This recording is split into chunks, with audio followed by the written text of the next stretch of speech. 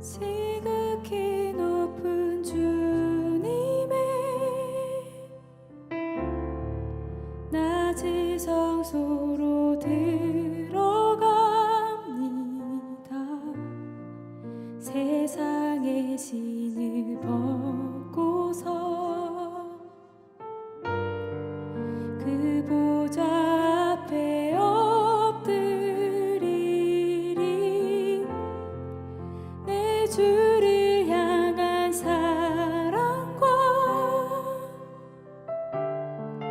그 신뢰가 사그러져 갈 때 하늘로부터 이곳에 장막이 덮이네.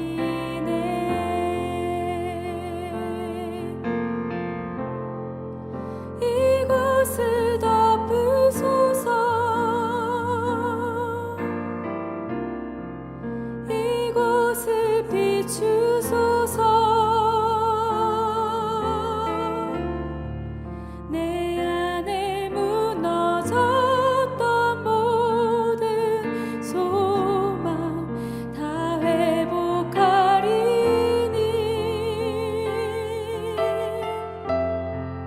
이곳을 지나소서.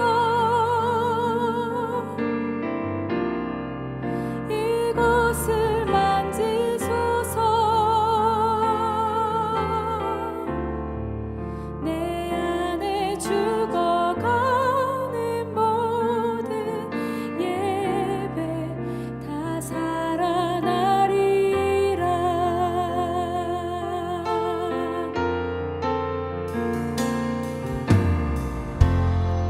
지극히 높은 주님의 낮은 성소로 들어갑니다. 세상의 신을 벗고서 그 보좌 앞에 엎드리리. 내 주를 향한 사랑과 그 신뢰가 사그러져 갈 때 하늘로부터 이곳에 장막이 덮이네.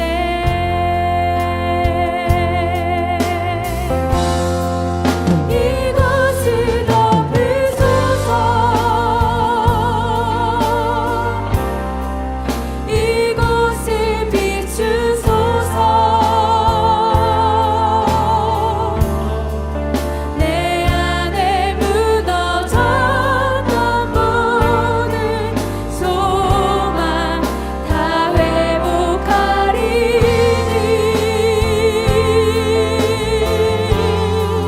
이곳을 지나소서. 이곳을 만지소서. 내 안에 죽어가는 모든 예배 다 살아나리라.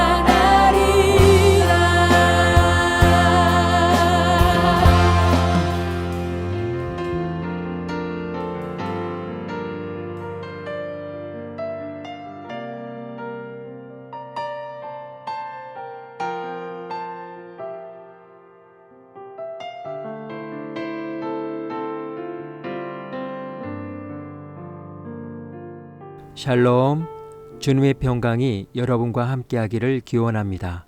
오늘 성경 읽기와 말씀 묵상을 통해 하나님의 말씀을 깨닫는 지혜와 기도하고 간구하는 모든 것들 위해 응답의 열매가 충만하기를 소망합니다. 오늘 성경 읽기 내비게이션은 출애굽기 25장입니다.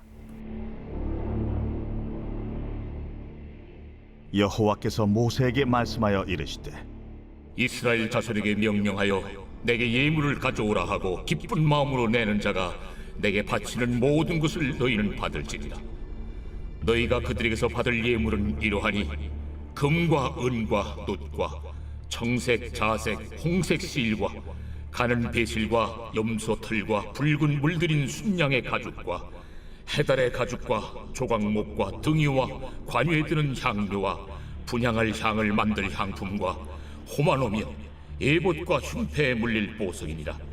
내가 그들 중에 거할 성소를 그들이 나를 위하여 짓되 물은 내가 네게 보이는 모양대로 장막을 짓고 기구들도 그 모양을 따라 지을지니라. 그들은 조각목으로 궤를 짜되 길이는 2규빗 반, 너비는 1규빗 반, 높이는 1규빗 반이 되게 하고 너는 순금으로 그것을 싸되 그 안팎을 싸고 위쪽 가장자리로 돌아가며 금틀을 두르고 금고리 넷을 부어 만들어 그 네 발에 달되 이쪽에 2고리 저쪽에 2고리를 달며 조각목으로 채를 만들어 금으로 싸고 그 채를 궤 양쪽 고리에 꿰어서 궤를 내게 하며 채를 궤 고리에 꿰은 대로 두고 빼내지 말지며 내가 네게 줄 증거판을 궤 속에 둘지며 순금으로 속죄소를 만들되 길이는 2규빗 반, 너비는 1규빗 반이 되게 하고 금으로 그룹 둘을 속죄소 2 끝에 쳐서 만들되 한 그룹은 이 끝에 또 한 그룹은 저 끝에 곧 속죄소 2 끝에 속죄소와 한 덩이로 연결할지며 그룹들은 그 날개를 높이 펴서 그 날개로 속죄소를 덮으며 그 얼굴을 서로 대하여 속죄소를 향하게 하고 속죄소를 궤 위에 얹고 내가 네게 줄 증거판을 궤 속에 넣으라. 거기서 내가 너와 만나고 속죄소 위 곧 증거궤 위에 있는 2 그룹 사이에서 내가 이스라엘 자손을 위하여 네게 명령할 모든 일을 네게 이르리라. 너는 조각목으로 상을 만들되 길이는 2규빗, 너비는 1규빗, 높이는 1규빗 반이 되게 하고 순금으로 싸고 주위에 금태를 두르고 그 주위에 손바닥 넓이만한 턱을 만들고 그 턱 주위에 금으로 태를 만들고 그것을 위하여 금고리 넷을 만들어 그 네 발이 네 모퉁이에 달되 턱 곁에 붙이라. 이는 상을 맬 채를 꿰을 것이며 또 조각목으로 그 채를 만들고 금으로 싸라. 상을 이것으로 맬 것이니라. 너는 대접과 숟가락과 병과 붓는 잔을 만들되 순금으로 만들며 상 위에 진설병을 두어 항상 내 앞에 있게 할지니라. 너는 순금으로 등잔대를 쳐 만들되 그 밑판과 줄기와 잔과 꽃받침과 꽃을 한 덩어리로 연결하고 가지 6을 등잔대 곁에서 나오게 하되 다른 3가지는 이쪽으로 나오고 다른 3가지는 저쪽으로 나오게 하며 이쪽 가지에 살구꽃 형상의 잔 셋과 꽃받침과 꽃이 있게 하고 저쪽 가지에도 살구꽃 형상의 잔 셋과 꽃받침과 꽃이 있게 하여 등잔대에서 나온 가지 6을 갖게 할지며 등잔대 줄기에는 살구꽃 형상의 잔 넷과 꽃받침과 꽃이 있게 하고 등잔대에서 나온 가지 6을 위하여 꽃받침이 있게 하되 2가지 아래에 한 꽃받침이 있어 줄기와 연결하며 또 2가지 아래에 한 꽃받침이 있어 줄기와 연결하며 또 2가지 아래에 한 꽃받침이 있어 줄기와 연결하게 하고 그 꽃받침과 가지를 줄기와 연결하여 전부를 순금으로 쳐 만들고 등잔 7을 만들어 그 위에 두어 앞을 비추게 하며 그 불집게와 불똥 그릇도 순금으로 만들지니 등잔대와 이 모든 기구를 순금 1달란트로 만들되 너는 삼가 이 산에서 내게 보인 양식대로 할지니라.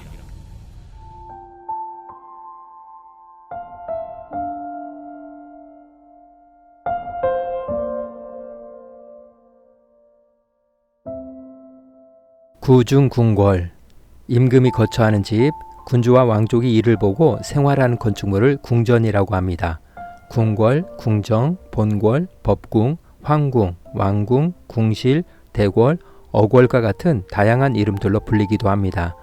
궁전은 국가의 수장의 신변을 보호하여 안정적인 통치가 이루어지도록 하는 것이 주 목적입니다. 그러나 지금은 많은 나라가 군주제가 폐지되어 옛 궁전 본래의 역할을 하는 것은 찾아보기 힘들고 대부분 관광자원이나 일부 기능만을 활용하고 있습니다. 그러나 유럽 국가들 중에는 궁궐을 그대로 국가기관의 관청으로 사용하는 경우도 있습니다. 영국 의회의 웨스터민스터 궁전, 프랑스 대통령 관저로 쓰이는 엘리제 궁전 등이 그렇습니다. 여기서 파생되어 아예 처음부터 군주가 아닌 대통령의 관저로 쓰이기 위해 지어진 건물도 대통령궁이라고 부르기도 합니다. 이에 따르면 청와대도 궁의 범위에 포함됩니다. 직접적으로 필리핀이나 브라질, 아르헨티나 등이 자국 대통령의 관저를 궁전이라고 부르기도 합니다. 임금이 사는 궁궐을 이야기할 때 흔히 구중궁궐이라고 합니다. 9겹의 담으로 둘러싸인 궁이라는 의미로 왕이 살고 있는 궁까지 이르는 길이 아주 멀고 험난하다는 뜻으로 쓰입니다. 겹겹이 문으로 막은 깊은 궁궐이라는 뜻으로 구중심처라고도 합니다. 조선의 법궁인 경복궁만 하더라도 겹겹이 가려진 여러 개의 문을 통과해야 임금을 만날 수 있습니다. 한양성의 정문 남대문과 경복궁의 정문 광화문을 들어서면 다시 흥내문을 만나고 흥내문을 지나 근정문을 들어서야 경복궁에서 제일 주요한 공간인 근정전이 나타납니다. 궁을 겹겹이 둘러싼 꼴을 담장이라는 직접적인 의미를 담고 있는 동시에 왕을 정점으로 한 많은 신하를 비유합니다. 왕이 궁궐 밖의 사정을 잘 알아차리기 어려운 까닭도 왕 주위의 이런 인해 장막 때문입니다. 황제가 살던 중국 북경의 자금성을 두고 말하면 거의 9겹입니다. 맨 밖으로부터 북경성의 외성, 내성으로부터 자금성의 정문인 오문 등이 있습니다. 구중궁궐 안의 황제는 함부로 궁궐 밖으로 나가지 못하기 때문에 백성들의 말을 직접 들을 수가 없고 세상 물정을 알 수가 없었습니다.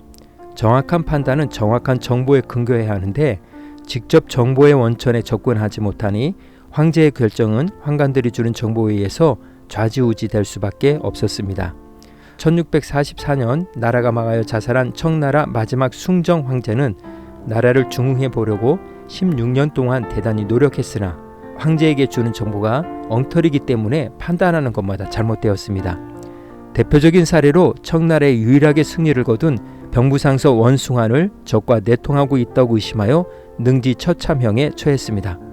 이자성의 농민 군대가 북경성을 압박해 오는데도 황관들이나 아첨하는 신하들은 지방에서 약간 소요가 있을 따름입니다 라고 보고했습니다. 예나 지금이나 구중궁궐의 주인은 쉽게 만날 수 없는 것은 마찬가지인 것 같습니다. 물론 소통에 여러 창구가 있기는 하지만 그것도 쉽지만은 않습니다.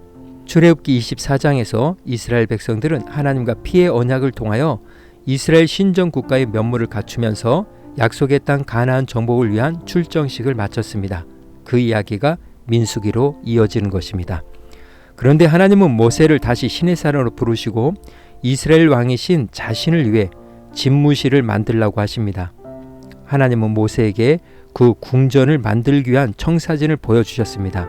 그 순서는 중요도에 따라 증거계, 진설병을 두는 상, 등잔대와 기구들에 대한 것이었습니다. 또한 그곳에서 이루어질 일들에 대한 것과 직책과 직무에 대해서도 가르쳐 주셨습니다. 이 이야기가 출애굽기의 마지막까지 이어집니다. 출애굽기의 내용은 딱 3단어입니다. 언약, 법, 성막입니다. 하나님이 만드시는 궁전의 청사진은 구중궁궐과는 다릅니다. 나는 내 하나님이고 너희는 내 백성이다. 이제 한 나라의 왕으로서 너희 중에 함께 거하면서 교제하시겠다는 것입니다. 궁전 집무실에 거하면서 너희들을 인도하는 하나님이 되겠다. 법으로 통치하는 왕으로 임재하겠다는 것입니다. 너희 안에 거하면서 함께 걷고 함께 울고 함께 기뻐하며 교제하겠다는 것입니다. 그 교제하는 방법으로 하나님이 손수 연구하고 고안하신 것이 바로 성막을 만드는 일, 제사 드리는 법, 제사장의 규례, 절기에 대한 규례, 또 사람과 사람 사이에 살아가는 방법들이었습니다. 하나님은 결코 구중궁궐 안에 계신 분이 아니라 그의 백성들이 안전하게 하나님과 교제할 수 있는 방법과 장소를 제공하신 것입니다. 그러므로 하나님의 궁전을 만드는 일에 기쁨과 자원하는 마음으로 모두 참석하도록 명하셨습니다. 영화 말모에 나오는 대사입니다. 한 사람의 10걸음보다 10사람의 한 걸음이 낫다. 오늘 구약성경 읽기 내비게이션은 출애굽기 25장 구중궁궐이었습니다. 이 시간 기도의 자리로 나아갑니다.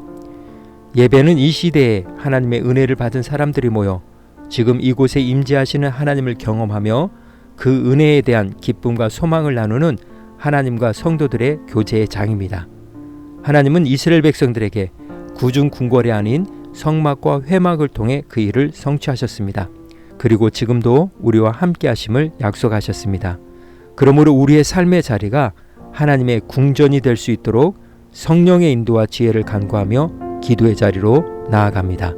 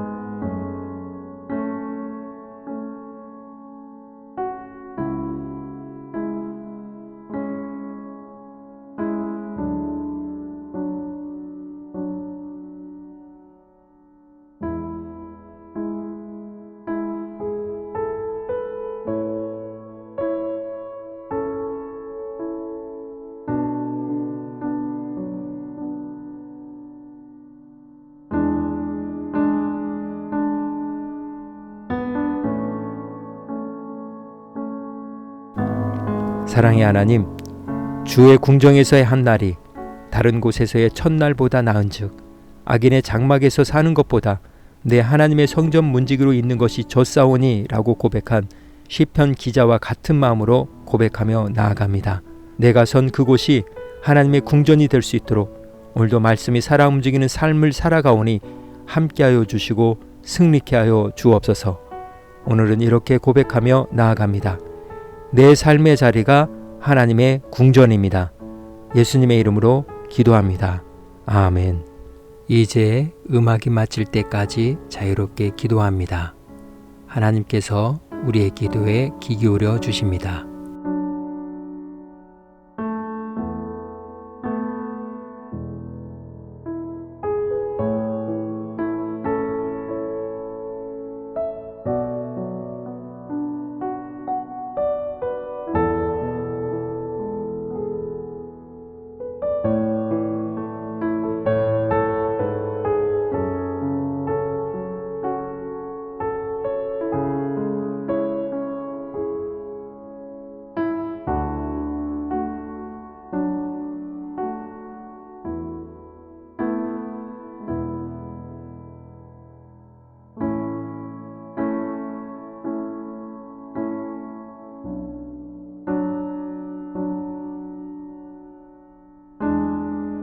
우리의 기도를 들으신 하나님께서 오늘도 동행하십니다. 주 안에서 승리하십시오.